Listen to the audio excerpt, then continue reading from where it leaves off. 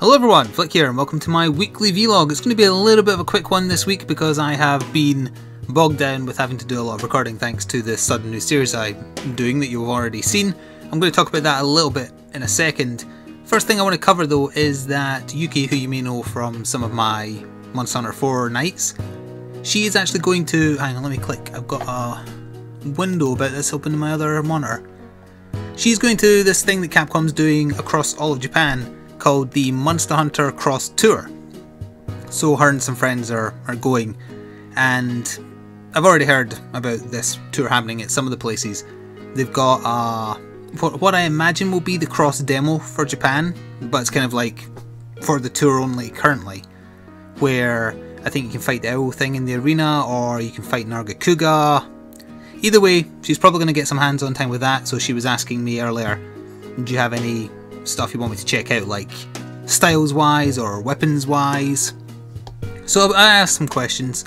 So next time, or I might just say this for during a Monster Hunter video, I might have some cross specific things to talk about.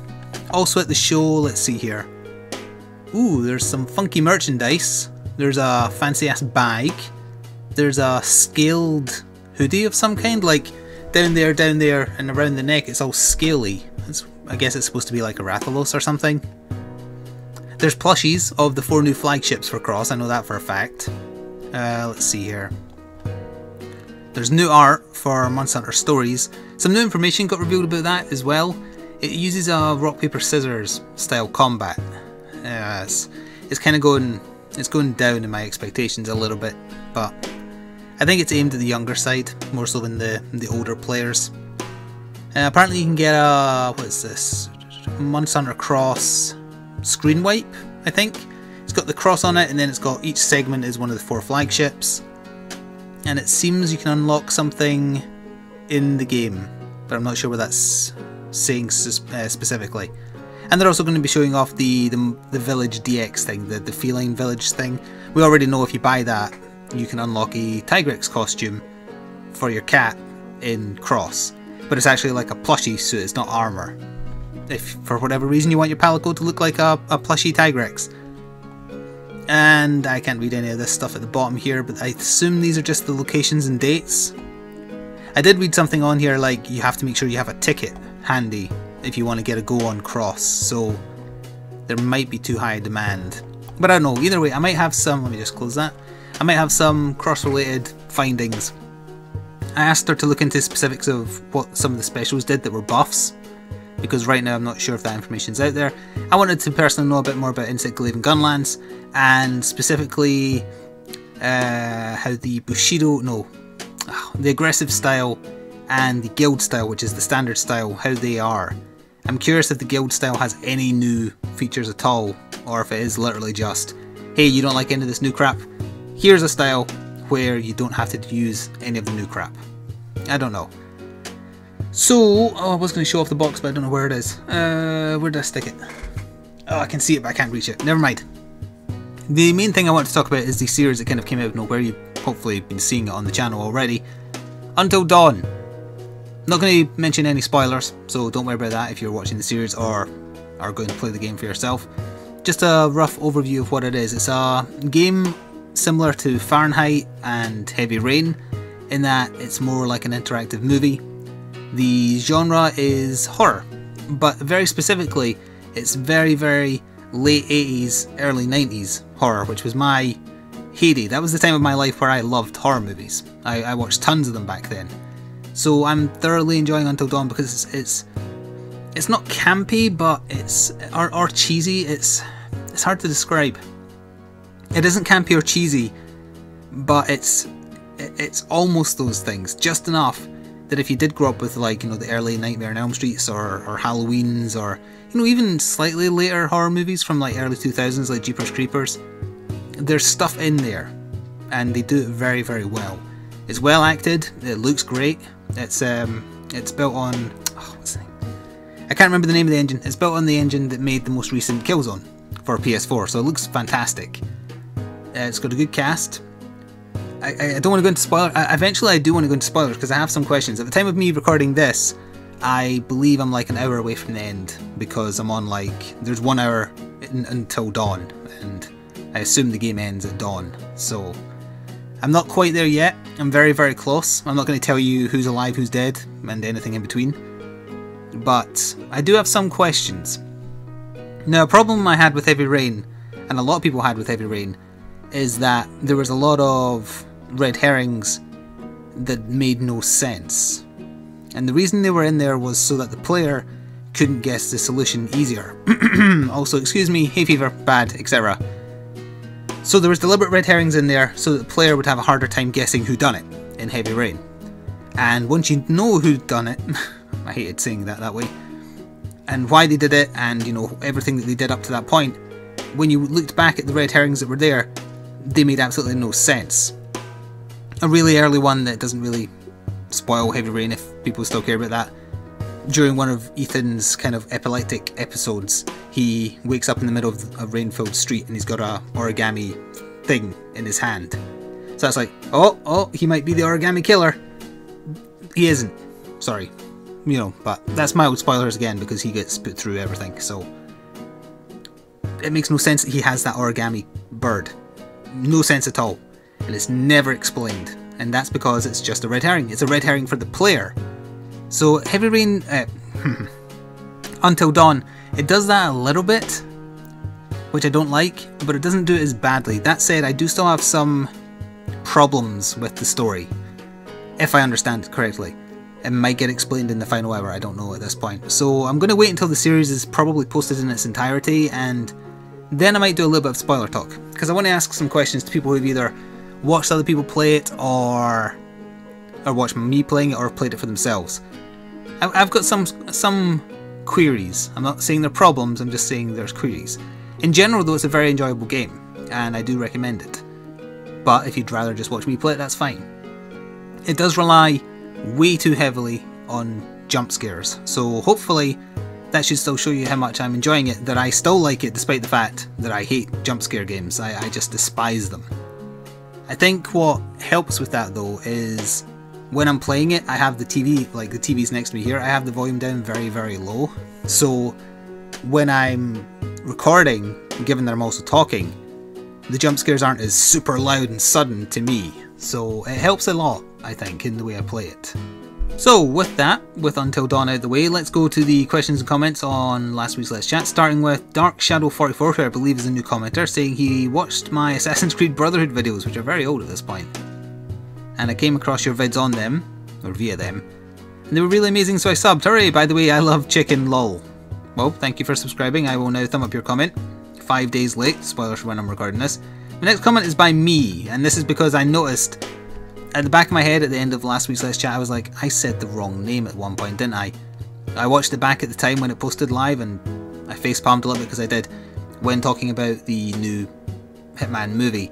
I said Quentin Flynn instead of Zachary Quinto, and I knew it! Quentin Flynn is a very famous voice actor, most recently I guess is Raiden in Revengeance. Or, you know, in all the Metal Gears that had Raiden in it, or Raiden. I mean, it is pronounced Raiden, I think, except when it's in Mortal Kombat, because then it's made by a British company, so it's Raiden. I don't care. Jack, let's use his in-game real name, or whatever. So, Dragonakis then said he's liking the new music, thank you very much. I used a site that I got approached about where you set a bunch of parameters like pitch, instruments involved, tone, genre, tempo, and all that stuff, and then it randomly assorts and just spits out a music track that's unique to you. And if you're interested, it will be linked in the description box below to make your own. Pardon me. I think they're looking for beta sign-ups rather. So for now it's free, and as long as you credit, you can use it without worrying about paying anything. Or if you don't want to ever mention where you got it, you can pay 99p or something like that and do that if you want. That may change once they leave their beta phase. I think it's called Duke Deck or something like that, I can't actually remember. But yeah, I tried it out quite a bit, and I liked this track that you're hearing in the background now. I think it kind of fits the mood. I'm not saying it's perfect, but it's a randomly generated bit of music, so I'll take what I can get. Dragonakis also said he's hoping that the moderator tools and the content idea are improved. This is in regards to YouTube gaming, as you've mentioned, and would totally see YouTube gaming competing with Twitch. I think it has an honest chance. It just needs to do a little bit more. If they could somehow fix Content ID, but I think at this point everybody knows that's never going to happen. Oh well. But that said, YouTube gaming is still being, granted it's being used by people who are already big, but I saw quite a few big names streaming via YouTube gaming as opposed to Twitch last night, because there's a big charity drive going on right now. And they had like 36,000 people watching them, so people are using it, let's put it that way. It's not being ignored, so it has a chance, but right now Twitch is still way past it in terms of user base. We'll see what happens. Of course, it also helps that the people who are already partnered on Twitch are stuck there, whether they like it or not. They're tied in until their contracts end. So, Alucard Games left a bunch of comments saying the reason I believe that games have been delayed this year is that nowadays some developers are shooting for a completed game as fast as possible. We're seeing a lot of games being released with bugs and glitches, and a developer isn't taking the time to go through them and make sure it works. This is not true for all game devs, but a majority, unfortunately. I would not say a majority, I would say quite a few, but not a majority. You mentioned that you may have new ARC players in the future. I'm getting a damn good PC in early November for my 30th birthday, so with any luck I should be able to join you. I've watched your ARC plays and find them and the game well worth it. I agree that it's, well, hang on. What does ARC cost right now? Let me just check. I think I got it in a sale. So full price early access, it's £22.99. That is quite expensive. I can't remember what I paid for it, but I do remember that it was in a sale. Maybe for as much as 50% of that? Like 50% off, I mean. You make sure you're definitely into it at that price, because that is quite expensive, I think. For an early access game, I mean for a full release, once it ends early access, that I would find that price acceptable.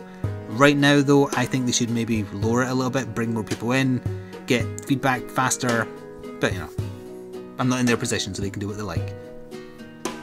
Yes, we are taking in more people. I think the server that Dragonakis runs can technically hold 15 people tops. Whether or not the hardware and whatnot can cope with that, I don't know. We'd have to try it.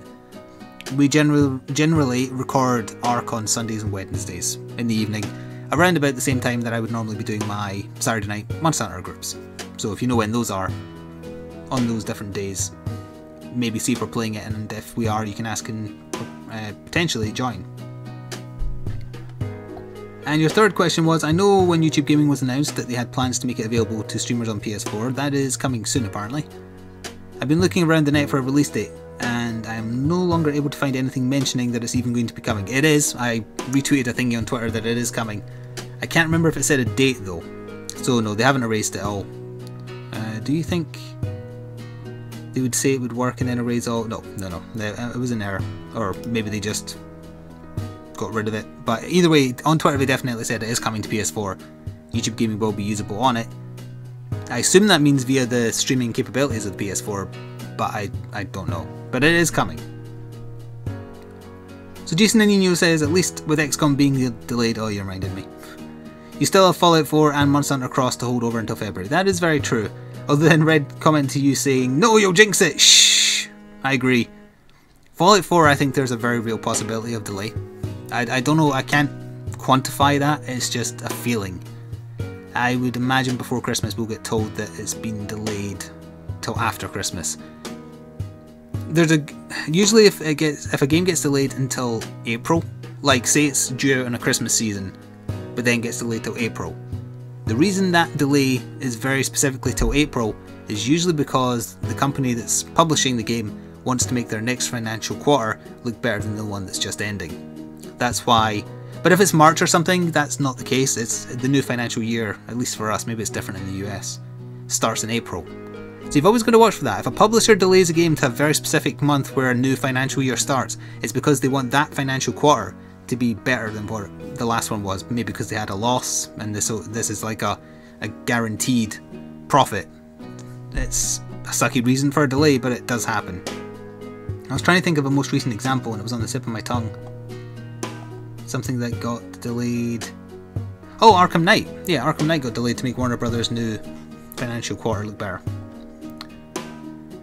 Last few comments now. Todd Seaver says, I didn't immigrate, unfortunately. I'd love to be from Scotland or Ireland, but I'm actually Scots, Irish, Swedish, English, and a little bit of Native American. Not sure what tribe, but he was born in Nevada.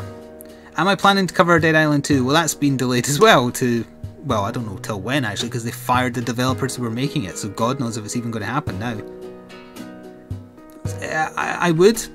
I liked Dead Island. I did not really like Riptide, but I still played it, and it's, you know, it's got a level of fun if you're playing it with friends. But yeah, I'd give Dead Island 2 a try, assuming it ever actually comes out. What is up with my speaking today? It sucks that XCOM 2 got delayed. Yes, it does. Was really looking forward to that. But hey, Fallout 4, right? Assuming that doesn't get delayed. John Gamble says the actor who plays 47 in the new film is 100% not the same guy who played him in the first film. Lol. Robert Friend is the new... His surname is Friend?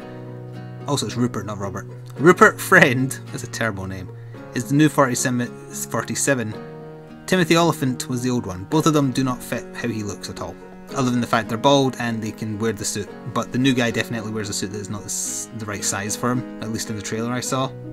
He also has a thinner neck than 47 does. 47 is actually quite built. I know it's hard to tell in the games, but he's supposed to be quite a muscly superhuman type. Well, not superhuman, but, you know, he's supposed to be able to handle himself. And the guys they've got playing him in the movies, they look a bit too skinny, I guess, or not built enough. I don't know. They didn't fit how he looks in the games. I know you can't find a spitting image of how he looks in the games, because in the games he doesn't exactly look natural, but it took me out of the immersion of the first film anyway. I don't know. I haven't seen the second film, so maybe Rupert Friend is fantastic. As from what I hear about the film, that is not the case, but I would watch it. I would watch it just out of curiosity because I like the Hitman games. So Red also left another comment, just separate from the reply I did earlier, saying, no, it's the same... Wait, what is this in relation to? Oh, his other channel. Right, he made a channel. He actually started using it for more than commenting and easily finding the channels. I have lost so much respect for you because you have not seen one of Studio Gilby's movies. I know you haven't been living under a rock because you can see your room behind you. I don't watch movies. Like, the most recent film I saw was The New Avengers, and that's only because it was something to see when CR was visiting, so that's the reason I saw that. Prior to that, I finally got around to watching the 2 Captain America movies just because I borrowed the DVD from my mother. I don't know why she had it. I don't watch movies. I don't go to the movies. I mean, prior to seeing Age of Ultron in the cinema, which again was just as something to do, the most recent thing I saw in the film in the theatre prior to that was Star Wars Episode 2, which was like 2002 or maybe even earlier than that. I don't watch movies. I don't watch TV. My TV is there, but that's just for playing on consoles. I don't watch TV, and I don't watch movies. I am aware of them, but, you know, outside of like really old classics like Akira, I'm not really into one-off feature-length anime movies. I mean, I've seen like some of the Dragon Ball ones and whatnot, but I know they're also not my style. They're not about fighting and whatnot. They're about feels, aren't they? And that's not what I want from an animated movie, really. So their plight is of no concern of mine. I'm sorry. I know lots of people love their movies as artistic things, but not for me. So final comment 4 days ago from Reaper says he hasn't tried out YouTube Gaming and he was not sure how to get it to work, but then again that was early in the morning. Okay. And he was doing Terraria things. Also, I believe I'm recording this on your birthday, so you know what, you get a happy birthday semi-live and I'll thumb up your comment, even though it made no sense, because you were probably quite tired when you wrote it. So happy birthday. And that was the last comment. I covered what I wanted to talk about, the Monster Hunter Cross Tour and also Until Dawn. I hope you're enjoying it. Please support the series. It's not going to be that long. I think it'll be like 15 parts tops. It's not a hugely long game. But it was something else to do. It was a bit of a surprise, I hope. And yeah, I think that's going to do it. Yeah, that is going to do it. I was considering covering one more little thing, but no, I think I'll keep that secret till next week. Thanks for listening, and until next week, ta-ta for now.